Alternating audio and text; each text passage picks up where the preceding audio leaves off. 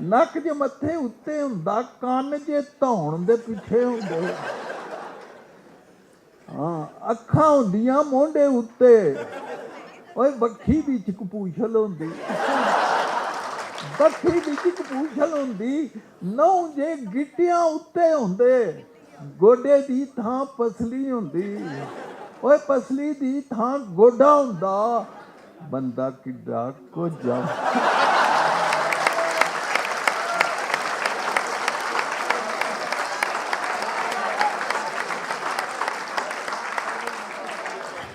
ਨੱਕ ਜੇ ਮੱਥੇ ਉੱਤੇ ਹੁੰਦਾ, ਕੰਨ ਜੇ ਧੌਣ ਦੇ ਪਿੱਛੇ ਹੁੰਦੇ, ਅੱਖਾਂ ਹੁੰਦੀਆਂ ਮੋਢੇ ਉੱਤੇ, ਔਰ ਬੱਖੀ ਵਿੱਚ ਕਪੂਸ਼ਲ ਹੁੰਦੀ। ਨਹੁੰ ਜੇ ਗਿੱਟਿਆਂ ਉੱਤੇ ਹੁੰਦੇ, ਗੋਡੇ ਦੀ ਥਾਂ ਪਸਲੀ ਹੁੰਦੀ, ਪਸਲੀ ਦੀ ਥਾਂ ਗੋਡਾ ਹੁੰਦਾ।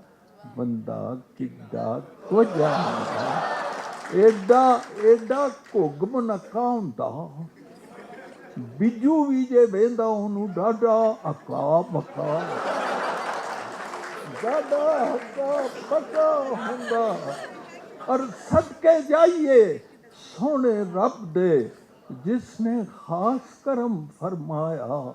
ਮਿੱਟੀ ਦੇ ਇਸ ਬਾਵੇ ਤਾਈਂ ਕਿਹੜਾ ਸੂਰਤਮੰਦ ਬਣਾਇਆ।